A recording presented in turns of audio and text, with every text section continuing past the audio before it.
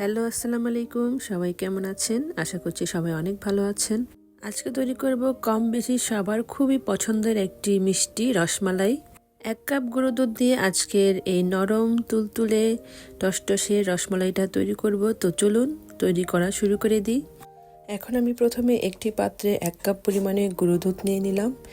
সাথে দিয়ে দিলাম 2 টেবিল চামচ পরিমাণে বাটার, বা বাটারের পরিবর্তে ঘিও দেওয়া যেতে পারে। সাথে দিয়ে দিলাম হাফ চা চামচ পরিমাণে বেকিং পাউডার। এবার আমি এই সবগুলো উপকরণকে হাত দিয়ে ভালোভাবে গুঁড়া দুধের সাথে মিশিয়ে নিব ভালো করে।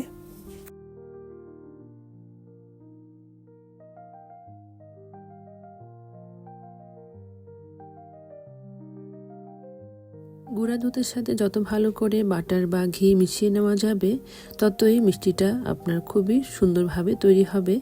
এখন আমি এখানে রুম টেম্পারেচার রাখা একটা ডিম ফেটে দিয়ে দিলাম। ডিমটা যদি একটু ছোট সাইজে, হয়তোবা আমার এখানে যদি শর্ট পড়ে তাহলে আরেকটা ডিমও লাগতে পারে। প্রথমে আমি দেখি একটা ডিম দিয়ে কতটুকু পর্যন্ত আঠালো ভাব করা যায়। এখানে দেখা যাচ্ছে আমার একটা ডিম দিয়ে সেরকম আঠালো ভাবটা হচ্ছে না, একটু ড্রাই রয়ে যাচ্ছে। তাই আমি আরেকটা ডিম ফেটে এর অর্ধেকটা পরিমাণে দিয়ে দিলাম। যদিও পুরোটা লাগবে না, তাই প্রথমে অর্ধেকটা দিয়ে ট্রাই করছি। ভালোভাবে ডিম দিয়ে ভালো করে ডোটাকে মথে নিচ্ছি। তবে ডোটা একবারে বেশি শক্ত রাখা যাবে না, একটু নরম অবস্থায় এটা মেখে রেখে দিতে হবে। ডোটা তৈরি হওয়ার পর এরকম হাতের সাথে লেগে থাকবে, তবে এটাতে সমস্যার কিছু নেই। এরকম অবস্থায় কিন্তু নরম অবস্থায় আমাদের ডোটা দিয়ে মিষ্টি তৈরি করতে হবে। মাখানো হয়ে গেলে এটাকে আমি 5 থেকে 10 মিনিটের জন্য একটু রেস্টে রেখে দেব। 10 মিনিট অপেক্ষার পালা শেষ। এবার আমরা এই ডোটা দিয়ে রসমালাইয়ের মিষ্টিগুলো তৈরি করব। প্রথমে হাতে আমি একটু বাটার অ্যাপ্লাই করে নিলাম। এবার আমি ছোট ছোট একটু লম্বাটে শেপের মতো করে সবগুলো মিষ্টি তৈরি করব, একটু ছোট ছোট সাইজ রেখে। সেম একই রকমের শেপে আমি সবগুলো মিষ্টি তৈরি করে নিব।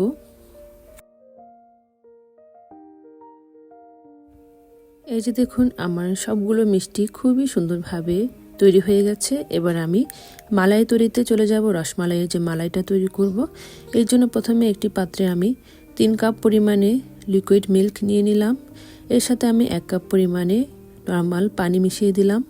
এখানে দুধের সাথে পানি মেশানোর কারণ হচ্ছে মিষ্টিগুলো তো প্রথমে আমি বয়েল করব, সেই কারণে যাতে খুবই সহজে মিষ্টিগুলোর ভিতরে পানিগুলো ঢুকে যেতে পারে, সবগুলো মিষ্টির ভিতরে ভালোভাবে ফুলে উঠতে পারে। সেই কারণেই 1 কাপ পরিমাণে পানি মিশিয়ে নিলাম দুধের সাথে। 3 কাপ পরিমাণ দুধ আর 1 কাপ পরিমাণ পানি, এবং সাথে দিয়ে দিলাম 3 থেকে 4টা এলাচ। এবার আমি চিনি দিয়ে দেব। এখানে আমি 1 কাপ থেকে একটু কম চিনি দিয়ে দিলাম। এখানে চিনিটা আপনার যার যার টেস্ট অনুযায়ী, কেউ যদি মিষ্টি একটু বেশি খেতে চান তাহলে বাড়িয়ে দেবেন, আর যদি একটু কম রাখতে চান তাহলে চিনির পরিমাণটা কমিয়ে দেবেন। এবার আমি দুধটাকে ঢাকনা দিয়ে এর বলক ওঠা পর্যন্ত অপেক্ষা করব। বলক উঠে গেছে। এবার আমি চুলার আঁচটাকে একবারে মিডিয়াম করে রাখবো, যাতে করে মিষ্টিগুলো ছাড়ার সময় ফেটে না যায়। এই কারণে চুলার আঁচটা একবারে কমিয়ে রাখবো। চুলার আঁচ কমিয়ে এবার আমি মিষ্টিগুলোকে যেগুলো বানিয়ে রেখেছিলাম সেগুলো দুধের মধ্যে একটা একটা করে ছেড়ে দেব।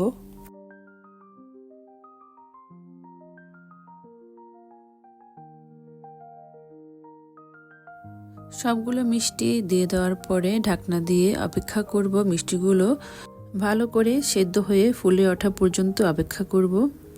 5 থেকে 7 মিনিট পর ঢাকনা দিয়ে রাখার পর ঢাকনাটা সরিয়ে এই যে দেখুন কতটা টইটুম্বর হয়ে গেছে রস ঢুকে মিষ্টিগুলোর ভিতরে। আপনারা নিজেই দেখুন যে আগে কীরকম সাইজের ছোট ছোট দিয়েছিলাম আর এখন ফুলে কত বড় বড় সাইজ হয়ে গেছে। দেখুন রসমালাইগুলো দেখতে খুবই সুন্দর লাগছে।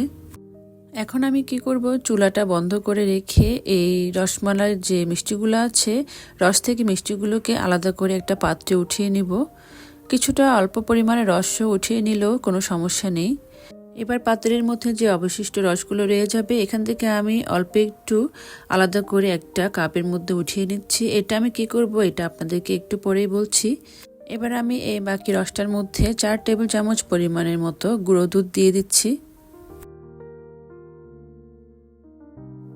গুঁড়ো দুধ দেওয়ার পরে ভালো করে নেড়েচেড়ে চুলাটা জ্বালিয়ে রসটাকে আমি আরেকটু গাঢ় করে নিচ্ছি, মানে রসমালাইয়ের যে মালাইটা থাকে সেটাই এখন তৈরি করছি। এখন আমি একটা কাপের মধ্যে যে অল্প পরিমাণে রস উঠিয়ে রেখেছিলাম সেটার মধ্যে আমি এখানে 1 চা চামচ পরিমাণের মতো এখানে কাস্টার্ড পাউডার অ্যাড করে দিচ্ছি। দুধটার সাথে মিশিয়ে এই মালাইটার মধ্যে দিয়ে দিলাম। এবার এটাকে নাড়াচাড়া করে আর একটু ঘন করে নিচ্ছি দুধটাকে। এই কাস্টার্ড পাউডারের গুঁড়াটা দেওয়ার ফলে কিন্তু এর কালারটাও একটু চেঞ্জ হয়ে যায় এবং এর স্বাদের মধ্যেও কিন্তু অনেকটা ভিন্নতা চলে আসে। আপনারা এটা বানালেই বুঝতে পারবেন। মালাইটা এখন রেডি হয়ে গেছে। এবার আমি অবশিষ্ট যে মিষ্টিগুলো উঠিয়ে রেখেছিলাম সেটার উপর দিয়ে এই মালাইটাকে চামচের সাহায্যে ছড়িয়ে দিচ্ছি। মালাইটা দেওয়া হয়ে গেলে এরপর এটাকে সামান্য কিছুক্ষণ অপেক্ষা করব, মানে এটা নর্মাল টেম্পারেচারে আসা পর্যন্ত। এরপর আমি এটাকে ফ্রিজে রেখে দেব। আমি এটা লম্বা সময় পর্যন্ত ফ্রিজে রেখে দিচ্ছি, মানে আজকে রাত পুরাটাই এটা ফ্রিজে থাকবে এবং আগামী দিন এটা সার্ভ করব। তাছাড়া পুরো রাত না রাখলেও 5 থেকে 6 ঘন্টা রাখলেও যথেষ্ট এটা ঠান্ডা হওয়ার জন্য। এই যে দেখুন রসমালাইটা, এটা পুরোপুরি একবারে ঠান্ডা জমে গেছে। এবার দেখুন যে এটার লুকটা, এই রসমালাইগুলো কতটা টইটুম্বুর হয়ে গেছে রস ডুবে। দেখুন রস ঢুকে এটার ভেতরটা কতটা ফুলে উঠেছে এবং মিষ্টিগুলো মাশাল্লাহ অনেক সুন্দর হয়েছে। এটার টেস্টটাও কিন্তু দারুণ।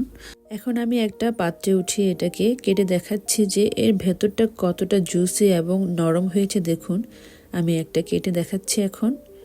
খুবই নরম এবং খুবই তুলতুলে হয়েছে, মানে কি বলবো, খুবই মজার হয়েছিল রসমালাইটা। তা আজকে রসমালাইয়ের রেসিপিটা আপনাদের কাছে কেমন লাগলো তা অবশ্যই জানাবেন কিন্তু। আর সবাই ভালো থাকবেন। আল্লাহ হাফেজ।